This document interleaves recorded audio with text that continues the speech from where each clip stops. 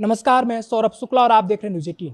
Indonesia में शनिवार सुबह धरती ने ऐसा तांडव मचाया कि देखते ही देखते लोगों में हड़कंप मच गया।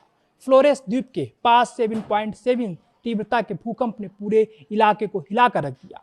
झटके इतने जबरदस्त थे कि इमारतें कांपने लगी। कई जगह नुकसान की तस्वीरें और वीडियो सामने आने लगे और अब सबसे बड़ा डर है सुनामी का। अमेरिकी भूगर्भ सर्वेक्षण यानी USGS के मुताबिक भूकंप का केंद्र फ्लोरेस द्वीप के उत्तरी तट से दूर एंडे से करीब 68 किलोमीटर उत्तर पश्चिम में था। सबसे खतरनाक बात यह है कि भूकंप जमीन से महज 10 किलोमीटर की गहराई में आया, यानी झटका सतह के बेहद करीब था और इसका असर भी बेहद तेज महसूस किया गया। लेकिन खतरा नहीं खत्म हुआ है। मुख्य भूकंप के बाद 5.6 और 5.9 तीव्रता के दो तेज आफ्टर शॉक आए, यानी जमीन लगातार जवाब दे रही थी और लोग अपने घरों और इमारतों से निकलकर सुरक्षित जगहों की तरफ भागने को मजबूर हुए।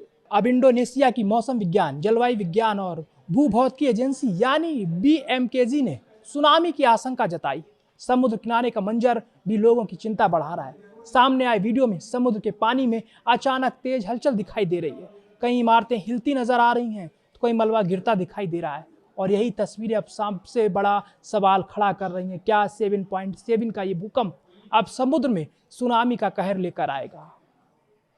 इंडोनेशिया दुनिया के सबसे ज्यादा भूकंप प्रभावित इलाकों में से एक है।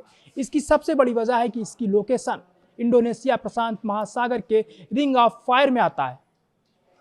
ये वही इलाका है जहां धरती की टेक्टोनिक प्लेट्स लगातार एक दूसरे से टकराती और खिसकती रहती हैं।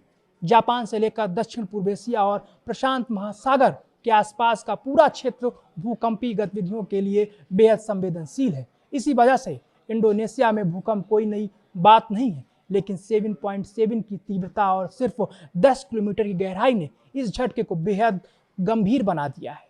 और ध्यान रखिए, इंडोनेशिया में ये कोई पहला बड़ा भूकंप नहीं है। इससे पहले जून में सेंट्रल सुलावेसी द्वीप पर 6.7 तीव्रता का भूकंप आया था। उसका केंद्र पालू से करीब 43 किलोमीटर दूर और 10 किलोमीटर की गहराई पर था। इसके बाद कई आफ्टर शॉक आए, जिनमें सबसे तेज 5.2 तीव्रता का था। तस्वीरों में तब भी टूटी इमारतें, मलबा और तबाही का मंजर दिखाई दिया था।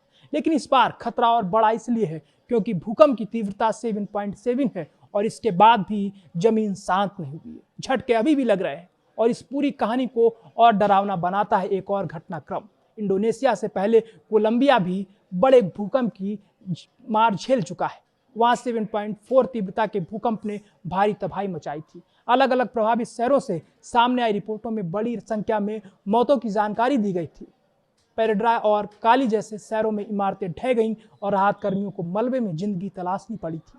यानी दुनिया के अलग अलग हिस्सों में धरती लगातार करवट बदल रही।